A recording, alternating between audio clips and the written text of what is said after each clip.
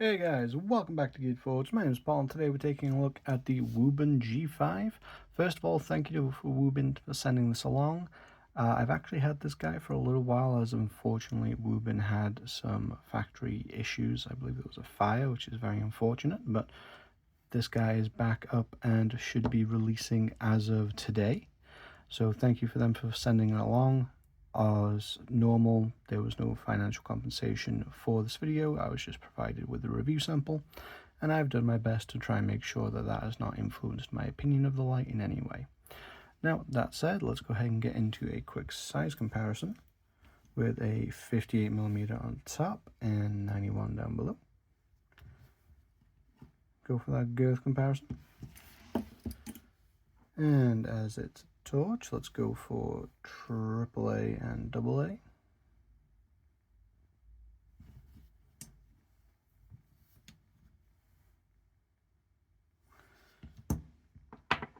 And some comparisons from Wuben themselves. Here we have the E7, and a light that has a very similar feature to it, the X2 Pro. And just a quick note on what is included with the light. You get a little accessory pack with a USB A to C cable, a lanyard, and a split ring.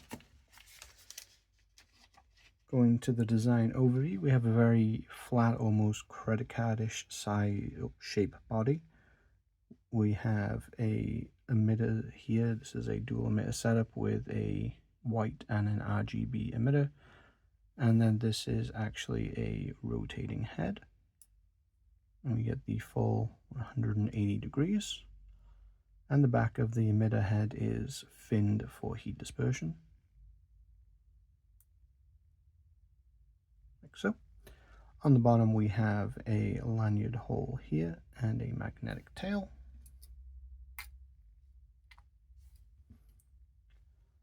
Our controls are going to be this combination wheel for brightness and mode change, and a button for activation. And then here we have the slide interface. So you can see this is a lock, but then it goes a step further, and if you slide it all the way, we get our USB-C port. And finally, we have this quirky little guy. This is actually a pocket clip, which rotates so that it can be used in any orientation. And this is one of the parts we'll talk about more definitely later on. Now let's get into the brightness and runtimes of the Wuben G5. As always, feel free to pause if you would like to read through this. So for the white light, we have a low of 2 lumens and a high of 400, which goes for a maximum of 50 minutes or 65 hours. This is kind of a range because we have stepless dimming rather than fixed modes, so obviously there's no defined things there. The RGB is going to be 10 lumens for 9 hours, and the beacon, so the flashing mode, is going to be 10 lumens as well, but for 45 hours because you have that intermittent off.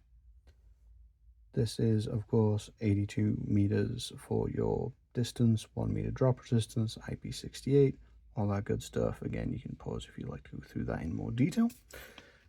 And for the UI, again, we have this sliding wheel here for brightness, but this is actually also a button.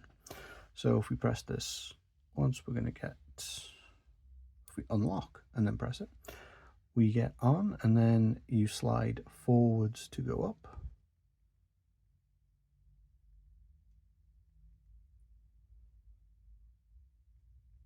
See it maxed out, and then back down.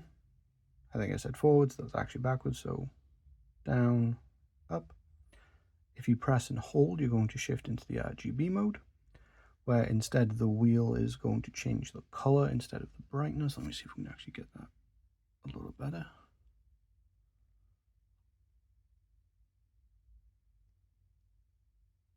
And then there's actually mode memory on the color as well, so whatever you dial into will be what you come back to. Interestingly enough, this is actually also the charging light, which I'll show quickly.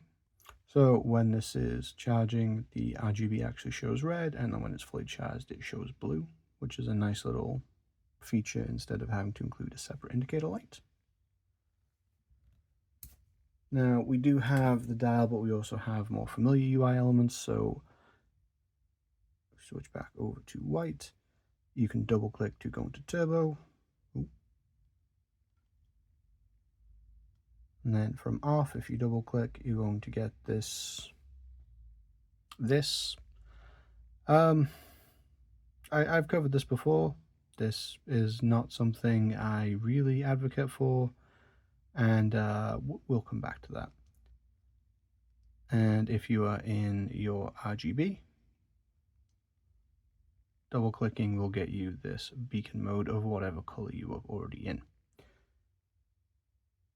Now, for the overall pros, cons, and general thoughts on the G5. First of all, this guy is actually very reasonably priced.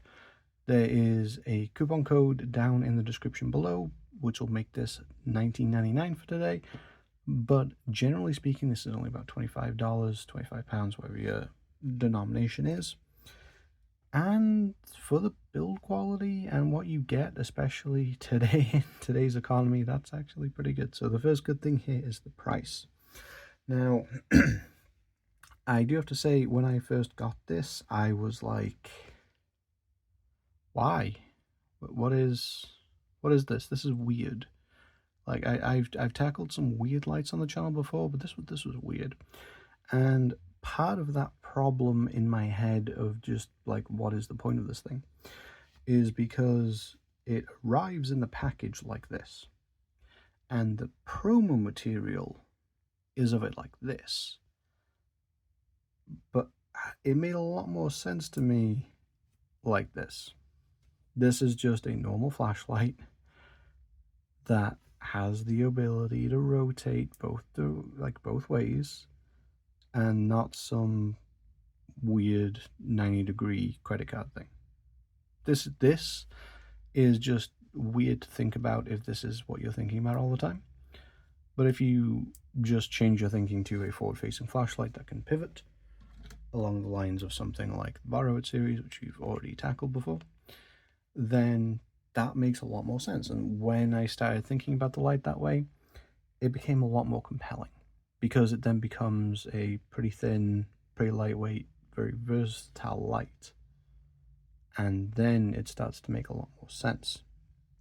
This has a clip that you can clip in any orientation. It has a lanyard hole, it has a magnetic tail, and it has a rotating head. You can use this in a lot of different applications. And because it does have a small battery, you can charge this up from empty to full in about an hour and a half. And you're going to get topping out, that was like 400 lumens. That's good versatility. That's good usable EDC for most people. And at the very least, a good secondary backup light, complementary light to a main EDC for everyone else. That is very interesting. And the whole wheel adjust for the stepless dimming, that's also a great UI element. So that is all great, and I've really enjoyed this guy, and I think like not all lights will continue to find their way into my EDC carry regularly, but this is compelling enough that it will, and that says a lot, considering the sheer number of lights that cross my table, and that I only have so much pocket space to carry, right? Another thing that I have to compliment here is the innovation. This is weird, right? This is unusual. I'm not familiar with anything exactly like this.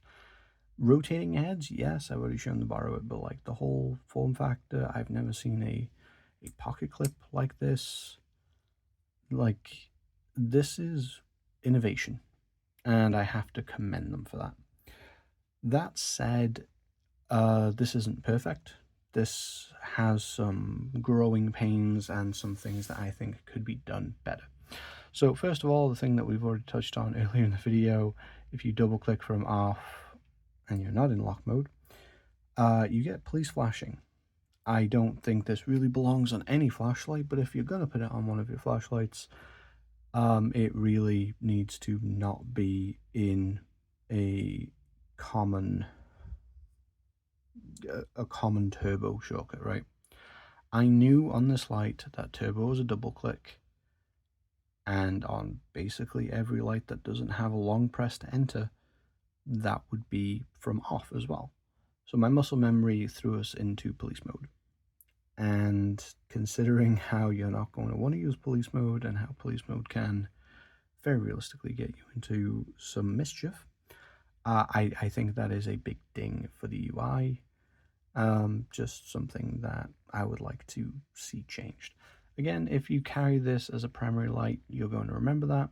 That's not a problem, whatever. Next up, we have our slide lock. I like a lockout, a physical lockout. I think that's great.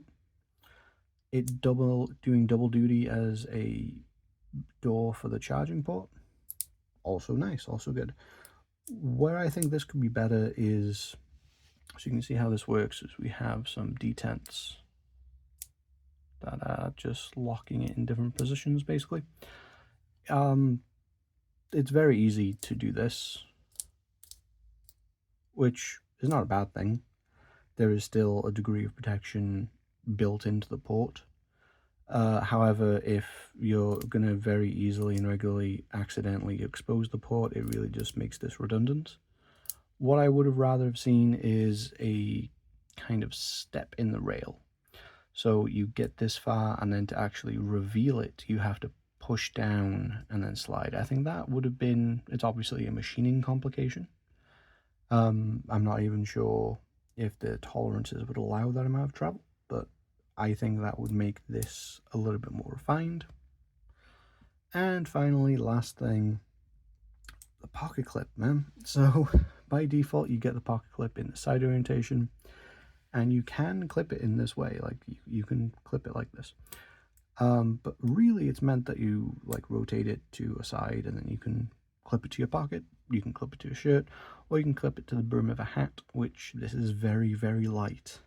And the way this works, like when it's clipped, the wheel is actually outside of the brim of the cap still, so you can still use it. That's nice, that works well. This is a pretty good substitute in the spur of the moment headlamp. But this is finicky, right? Like getting this back like into the normal position. I've had this light for, there we go.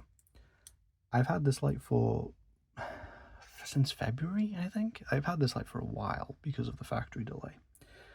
And that little finicky thing has made me not want to use the pocket clip. I've used it enough that I feel like I should be better at that, but it's made me not want to use it. And it's actually, let me show this up. It's actually like a rubbing and abrading on the anodization of the corners of the light here. So there is like a meaningful rub there, which it's going to be just cosmetic, right? It's just going to wear the anodization on the corners like would happen through normal pocket wear. But that shouldn't be a normal function of the clip. That, I like the innovation, I like the versatility of going both ways.